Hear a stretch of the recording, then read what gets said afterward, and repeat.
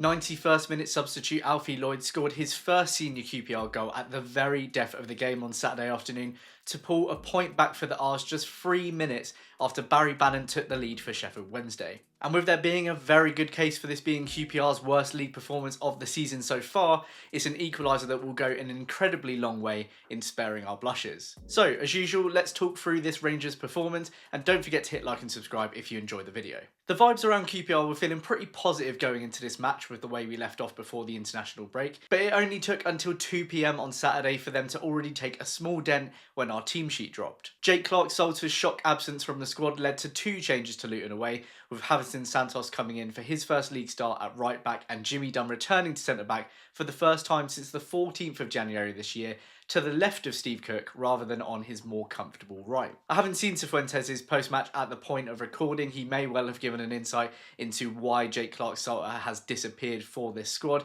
He mentioned nothing of it in his pre-match conference earlier this week, so I can only assume it was an injury picked up late or it's an illness. If it is a much-feared injury, you can't get any more ironic than that, with miracle worker Ben Williams having allegedly just departed the club for the Brooklyn Nets. Clarke-Salter aside, this is almost exactly the team I'd expected Marty to select, with Maddison, Anderson and Dembele occupying the attacking roles behind Frey, while Newcastle loanee Harrison Ashby and 18-year-old centre mid Kieran Morgan were notable additions to our bench. But just because it's the team I'd expected Marty to pick doesn't mean it was necessarily the right one, and boy was it not the right one in that first half. The vast majority of this match was every bit your classic just back from an international break display from Rangers. We were pedestrian, lethargic, and just like most of the season so far, our midfield was virtually non-existent, with Barry Bannan running the show just like he did at Loftus Road earlier this year. Sheffield Wednesday totally dominated the efforts in the first half, with a dangerous cross from the right 90 seconds in, just missing the head of Ike Ugbo. The £3 million striker threatened again 15 minutes in when he was one-on-one in the box with Nardi, but put it over the bar, while Windass couldn't keep his shot down on 33 minutes in another dangerous position. Our right-hand side was regularly targeted in this first 45 minutes, with Santos having a tricky time staving off Kabaki and Bannan, but he was by no means the only issue. Our play from the back was sloppy, with Cook and Dunn regularly hitting wayward balls past the bylines when put under pressure, but the midfield was clearly the bigger problem here. I'm going to sound like a broken record if you've watched my recent videos, but neither of the centre mids can drop deep and turn on the ball, meaning not only that Bannan was regularly able to steal the ball in the middle when Field or Colback or Dembele dwelled too long and get Wednesday attacking, but that all we can do is try and play down our wings. It is just so predictable and it's so easy for other teams to defend against. Our inability to get up the pitch meant that Maddison bizarrely deployed as a left winger, Anderson and Dembele barely touched the ball in the first half, and when they did, it was sloppy and lacking cohesion. Rangers had just 2 efforts at goal in the first 45 minutes,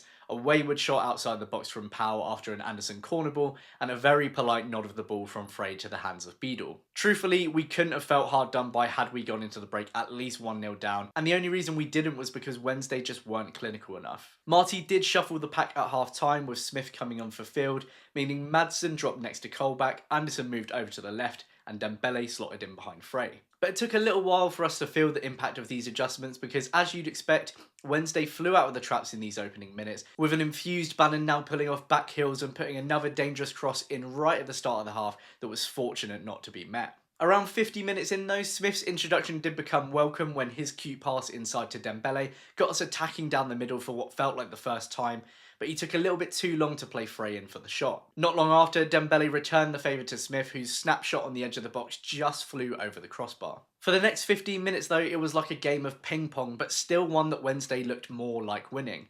They had 7 corners in the second half, which Cook, Dunn and Nardi thankfully worked well together to weather. Around 65 minutes, it did feel like the Owls were starting to run out of puff, but the trouble is, although we had 5 times the number of efforts than in our first half, we just never really looked like seizing the opportunity that had started to present, and every time we looked like we might get going, we made some more mistakes and we gave the ball away. Cifuentes rolled the dice again on 71 minutes, with Saito and Sella swapping in for Anderson and Frey, and 8 minutes later, Koki would have probably our best chance of the game when Steve Cook charged out of the back to the halfway line, Maddison collected and put in Saito on the left, and his curled effort whistled just inches past the right hand post. Varane was the next to join for Maddison on 82 minutes, and he was the next sub to have a go with his half volley in the aftermath of a QPR corner off target to the left. Lloyd then joined the pitch 10 minutes later in place of a frustrated Dembele. As the clock ticked down in the final minutes though, with this being the only 0-0 in the league at the time, it just didn't look like either of these teams would score even if they played another 90 minutes. That was until the 93rd minute of course, when yet another unhandled cross came into our box from the right.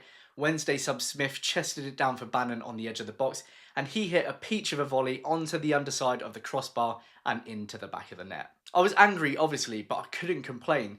Bannan looked a fitting match winner, having been the best player on the pitch, and it was much more deserved than Rangers finding a winner themselves. And to be honest, with Wednesday conceding 9 goals in their past 3 league games without scoring themselves, it was just vintage QPR. But somehow, with just 2 minutes left on the clock, just like the other 2 times we've conceded first this season, Rangers inexplicably found a way back with a corner at the death of the game. Powell pumped the ball in with what was sure to be the final kick, and with Nardi now up in the opposition box, absolute chaos ensued.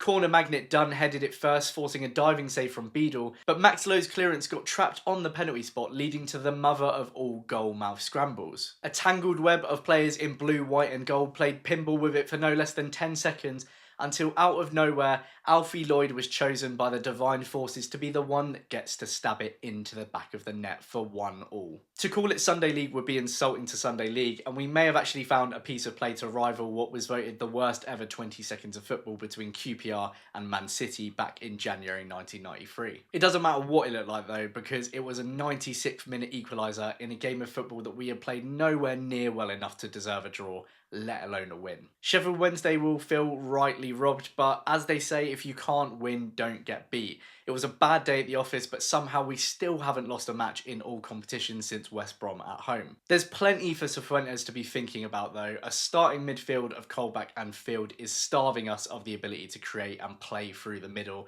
It improved in the second half once Maddison was dropped into there and Dembele was in the 10, but it still wasn't close to perfect. If we can resolve that centre of the park, I think the whole team gets better. We won't be so reliant on playing down our wings, our attackers will be much more involved, and we won't have to spend such large portions of the game defending. If that centre of midfield plays the same on Tuesday night though, I have no doubts that Eze will rip us to pieces. Thank you so much for watching this match reaction. Do let me know your own thoughts in the comments below, and if you've enjoyed this video, you're not already a subscriber, please do consider hitting the like and subscribe buttons. It really helps me out. Thank you once again, and I'll see you in my next video for my Crystal Palace Carabao Cup preview. Cheers!